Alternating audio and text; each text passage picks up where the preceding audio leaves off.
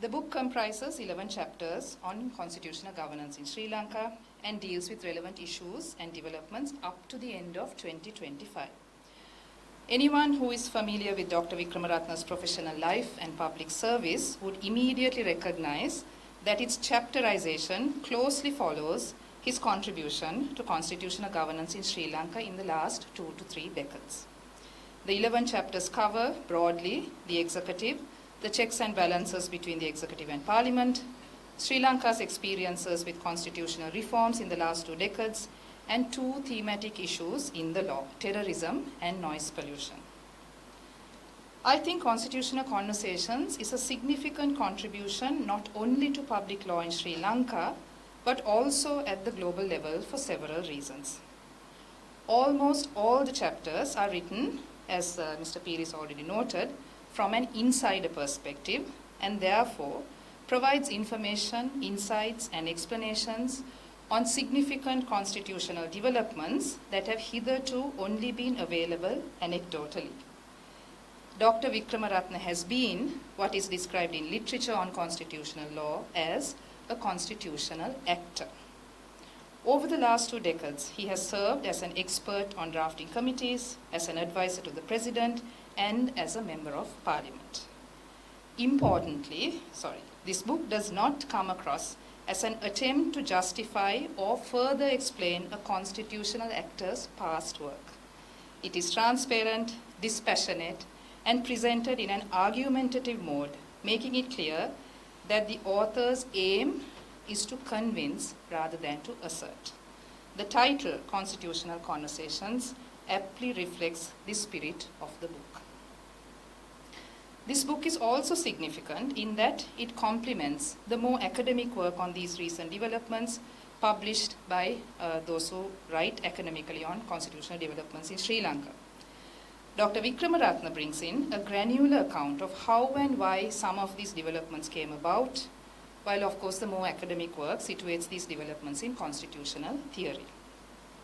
To this extent, Constitutional Conversations fills a notable gap in the literature.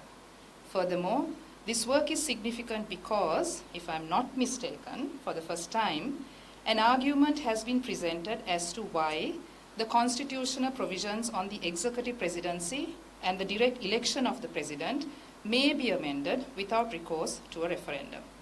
Now, I know these arguments have been made before court, but I do not think they have been systematically dealt with in any written work on the subject so far.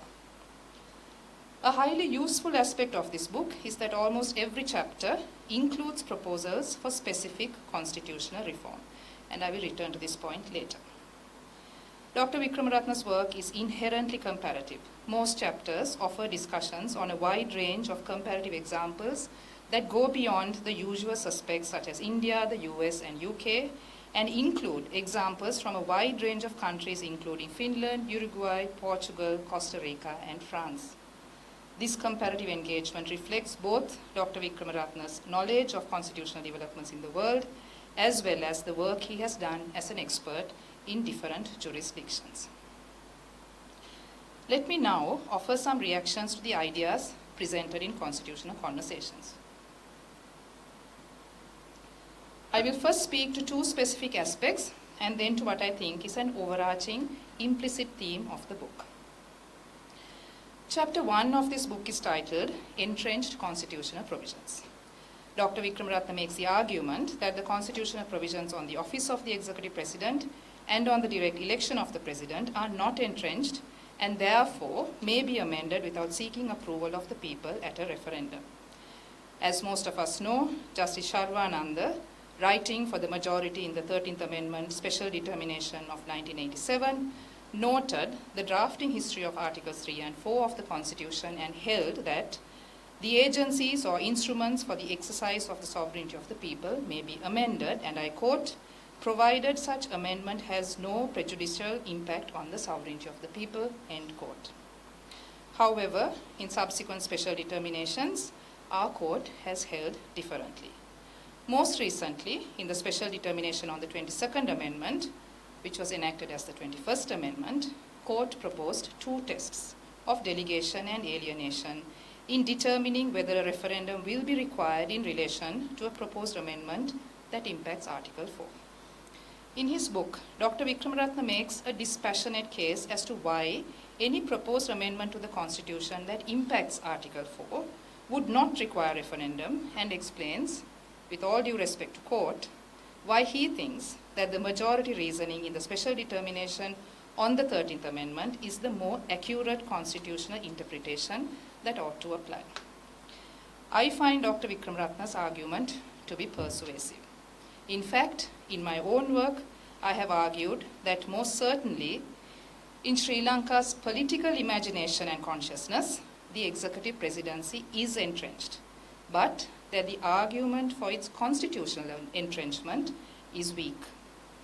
This political and cultural weight attached to the office of the executive president, in my view, is at odds with the constitutional scheme because Article 83 does not include any of the provisions related to the executive president, with the exception of any extension to the term of office. The case for this approach to interpreting Article 4 is supported on the basis of the drafting history as well as the literal reading of the Constitution. Now, the second reaction is related, and one in which I have had a vested interest in the recent past, which is the Constitutional Council. Dr. Wickramaratne offers a useful account of how the Council came to be and the political negotiations that shaped the different versions of the Council we have had under the respective constitutional amendments. My reading of Dr. Wickramaratne's analysis is that he does not venture to analyze the type of power exercised by this Council. I wondered whether not going into this question about the constitutional nature of the Council more deeply was an opportunity missed. I say this for the following reasons. Sri Lanka's Constitutional Council is, from what I know, unique in the world. The Nepali Constitutional Council inspired it, but the two councils have a fundamental difference, in that the Sri Lankan Council includes independent, unelected members. Interestingly, the consensus seems to be that in Nepal, the Council has, by and large, been ineffective. While Sri Lanka's Constitutional Council too has had a checkered history, I think it's fair to say that it has had some positive impact as well. It is clear that the Council acts as a check on the power of appointment by the Executive President to constitutional high officers and constitutional commissions. With regard to its identity and nature, notably in the special determination on the 18th Amendment Bill of 2002, court has held that the Council is part of the executive. I, however, along with a few other academics who study independent constitutional institutions, are of the considered view that the power exercised by the Council is better described as a guarantor power, a power that has been hitherto mostly latent in our constitutional systems.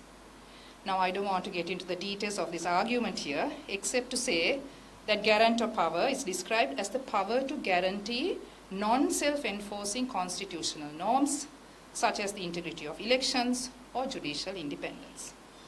The Council guarantees some of these norms as a meta-guarantor institution through a multi-partisan and independent decision-making process. I'm mindful of the counter-arguments to this position and think that this is a debate that this book could have taken on, and most certainly Dr. Wickramaratne can take on. Now let me turn to what I think is one of the overarching implicit themes in this book. In his acknowledgements, Dr. Wickramaratne notes, and I quote, "My aim is to show that constitutional law is not merely a matter of doctrine, but a lived struggle for justice, equality, and peace, one that demands both critical reflection and committed engagement," end quote. In the book, Dr. Wickramaratne engages with the political developments of 2022, among others, and indeed throughout his work, offers commentary on the dynamics between politics, constitutional governance, and constitutional reform. And yet, in my reading, he only deals indirectly with the fundamental challenges that are presented to liberal constitutionalism by the political developments that he discusses. In fact, he, in my view, short sells his own contribution to the thickening of the immutable republican principles that the preamble of our Constitution refers to, notably representative democracy, freedom, equality, justice, fundamental human rights, and the independence of the judiciary.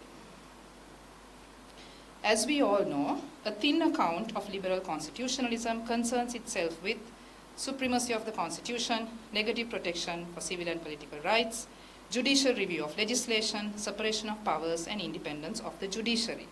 However, Constitutional Conversations documents the way in which several in Sri Lanka, including Dr. Wickramaratne, have advocated for going beyond the liberal understanding of constitutionalism to also engage with the social justice questions of the day, such as equal citizenship for ethnic minorities, judicial protection for welfare through justiciability of economic, social, and cultural rights, and reimagining the constitutional architecture of the state through the innovation of a constitutional council. Now, to some extent, my reading is that Dr. Wickramaratne's ideology lies somewhere between a left-leaning commitment to state responsibility for minimum standards of living and therefore a strong state, and a commitment to the liberal idea of avoiding concentration of state power. I think these dual commitments undergird his treatment of the different topics in this book.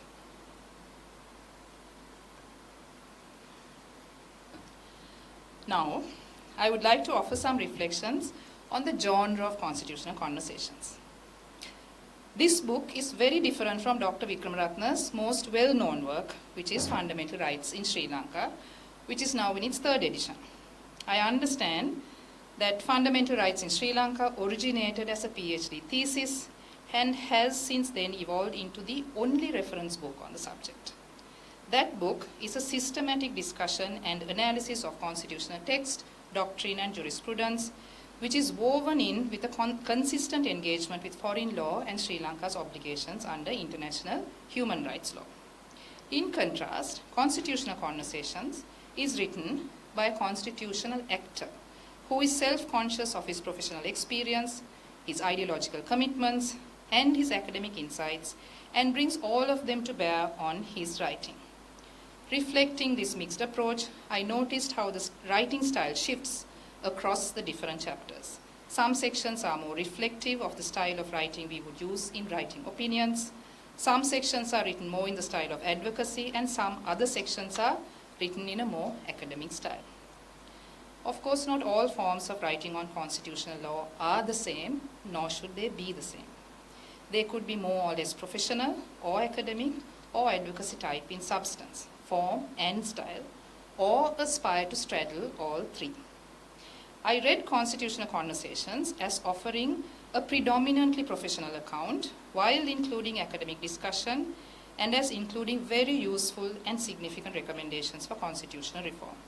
Such work can only be produced by the few members of our legal community who have straddled the professional, academic, and advocacy dimensions of our work, and Dr. Wickramaratne is certainly one of them.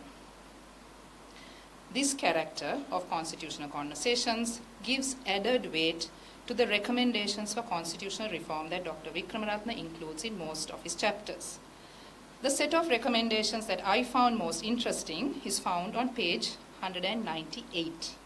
He argues that responding to the demands of the Aragalaya calls for an explicitly transformative constitution. Mr. Pires already referred to this, and not a reformist one, and he identifies 4 features that should be included in such a transformative constitution. 1, dynamic constitutional interpretation that would advance justice and equality. 2, a social justice orientation, including the dismantling of systemic discrimination. 3, a commitment to participatory democracy. And 4, a constitution that is evolutionary in character and a living document. I hope we can consider these recommendations as points of departure in our next cycle of constitutional reform. Unlike Nepal and Bangladesh, Sri Lanka managed to stay within the constitutional framework in its recent experience of mass mobilization in 2022. The developments since then confirm to us that while it is not easy for a set of political ideas and demands to become a social movement, which leads to mass mobilization, it is hard to ensure that the demands of such a movement are translated into actual decisions by those in power, and even harder to bring about the long-term institutional, policy, legislative, and constitutional change that Sri Lanka is desperately in need of. This book can assist us in that difficult but essential constitutional journey. Dr. Wickramaratne, reading Constitutional Conversations in preparation for this launch, I had two thoughts which I'm going to repurpose as suggestions for future work that you might think of producing. The first is to consider adding an introduction and conclusion to future work of this genre. The introduction could bring together the themes that run across the different chapters and speak more directly to your experiences as a constitutional actor in each of these developments. A conclusion could underscore for the reader the main insights you offer. The addition of an introduction and conclusion would make this work more accessible to law students as well as to a regional and/or international readership. Constitutional developments in Sri Lanka have always attracted professional and scholarly interest, and I know work of this nature has much to offer in that regard. The second suggestion is a substantive one. Implicit across the 11 chapters of Constitutional Conversations is the role Dr. Wickramaratne played in the relevant constitutional developments and related political negotiations. Again, Mr. Pires has already referred to that. Occasionally, you modestly refer to yourself as the author who was involved. It is clear to the reader that through these experiences, you have developed acumen on the prospects for progressive constitutional change, constitutional governance, and constitutional politics in Sri Lanka.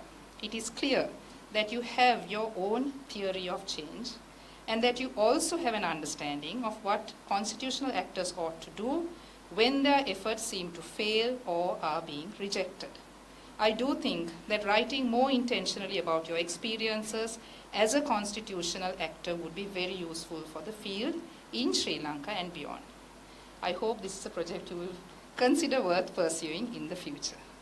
And now in conclusion, for the curious student, committed professional, and discerning citizen, Constitutional Conversations provides the foundation that they need to more fully understand the constitutional challenges of our time here in Sri Lanka through the experience of a constitutional actor, but presented dispassionately and with reason. Reading this book, I could see the ways in which Dr. Wickramaratne's professional and political choices enabled him to make a significant contribution to the advancement of constitutional governance in this country. He has been able to combine his professional work with the academic and advocated politically to bring about the change he believed in. This book is a fitting testament to that life of service. Congratulations, Dr. Wickramaratne, and I thank all of you for your patient hearing. Thank you.